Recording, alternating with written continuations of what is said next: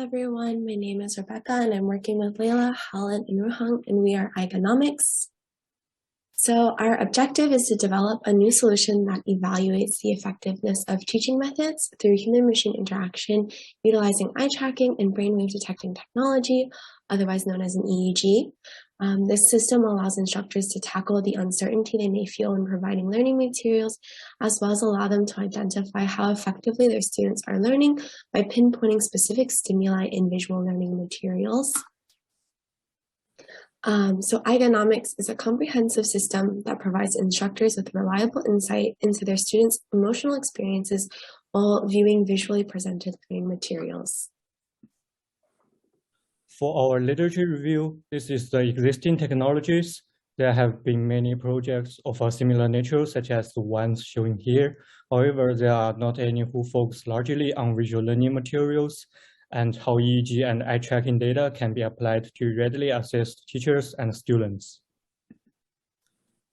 For our methodology and testing, we utilize sources that had been started and had been classified in order to gauge the accuracy of our own test. For validation, we choose to use GAPE for a different source of research media that we could compare the accuracy of our result with. In our literature review, we learned that the EEG signal tend to be more versatile and reliable, especially when combined with eye tracking data. It allowed us to link the EEG data that we collected to a point on the screen. Next. Technological contributions include software and hardware technologies. For software, we utilize CSS, HTML, and JavaScript for an aesthetic and interactive user-friendly interface. It allows the instructor to pinpoint and label focus areas in the materials, and it records a timestamp as the user interacts with the learning material. In the end, a comprehensive report is generated with all of the findings. In the backend, data processed and cleaned automatically in Python to be entered into our classification model, where the EEG and eye tracker data are integrated. Then the model classifies the emotions within each label area.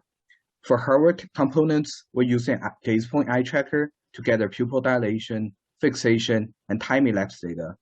Our emotive EEG device has 5 channels, and it is eligible for whole brain sensing. The scientific components of our solutions include the types of emotions we're classifying and the data we're gathering from our test subjects, which includes pupil dilation, fixation, and brain activity. We're specifically interested in a 2 emotion classification corresponding to the positive, negative emotions on the x-axis, or a 4 emotion classification corresponding to the 4 quadrants of this emotional wheel. In general, our machine learning pipeline can be split into 4 steps: effect elicitation, data preparation, data labeling, and classification. And these steps are integrated and automated by code. First, we use movie clips with different tones to stimulate emotions and to collect the data, and transform the EEG raw data through fast-food transformation to bend them into band powers, taking the mean and sum of the fixation and pupil dilation and flatten the data into 1 row for every 1 second through a universal timestamp. On the left corner, this is the raw data from the eye tracker, and on the right corner is a processed band power from the EEG device. For classification model, as the diagram shown in the left corner, we're using a 5-layer neural network to solve this extremely nonlinear problem. A total of 204 attributes, which includes 4 attributes from the eye tracker and 200 attributes from the EEG, are the input layers. And after going through the 5 hidden layers, 4 Boolean outputs are given, symbolizing 4 different emotions on the wheel. To make sure we minimize bias, we designed a test to give to all our test subjects. After calibration of eye tracker and EEG device, the participants took a pre-assessment test, then made note of their calibration and predisposed emotional responses to media. Then they were shown 4 videos meant to induce emotional states, such as boredom, relaxation, agitation, and excitement. And after each video, they labeled the emotions they felt on the emotional wheel. Finally, we asked if they had seen any of the videos to make sure the stimulated emotion was genuine. This table shows a classification model cross-validation results.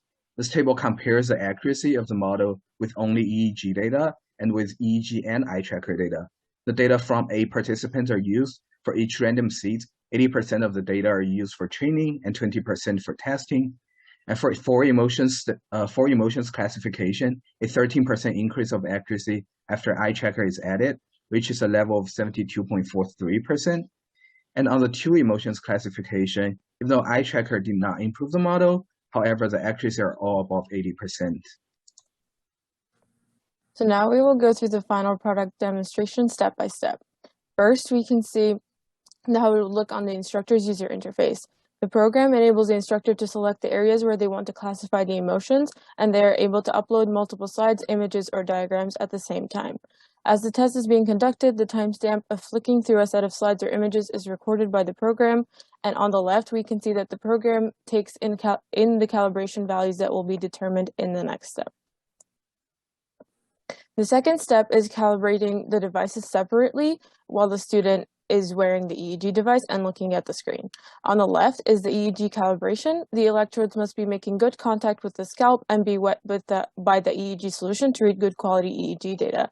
On the right is the eye tracker calibration, in which the student follows a gray moving point around the screen, and the calibration values are entered manually by the instructor after they are done, and the program will give a warning if the calibration is not entered or is too low and will likely yield an inaccurate result. Next step is data collection. After the calibration, the instructor must start recording the data on the gaze point and emotive softwares to later input into the model. The student moves through the slides or videos in full screen, and the data is recorded, as well as the timestamp when they flip through different pages and images, as we can see on the left. On the right is a visualization of the EEG data collected. The EEG and eye tracker data is going to be combined in the final step using the universal timestamp as they collect time data in different formats.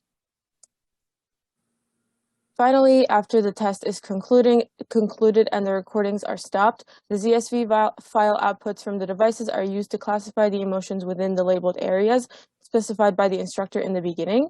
All of this data is combined and summarized into a report that borders the labeled area with a color for easy interpretation, as well as a line graph performance matrix for more complex analysis. Something worth mentioning is that when we tested more subjects using images only and not videos, the model did not perform as we expected. This could be because of the difference in eye fixation when looking at static images versus dynamic videos. Some of the challenges we faced included integrating the EEG and eye tracker data seamlessly. We solved this problem by using a universal timestamp. A risk we also faced was utilizing the system will require some technical knowledge on operating the devices for the instructors. As we mentioned in the last slide, the model did not perform as well with static images when compared with dynamic videos. Also, a different type of data classification model would have been beneficial to compare to, especially when using 2 devices to classify the emotions. We also had a lot of issues with our EEG device and supplier, which cut down on a lot of time, which we could have used for gathering more training data. Some things that can be improved upon in the future is implementing a more optimized classification model and comparing results, utilizing a wider range of media, and add more data collection.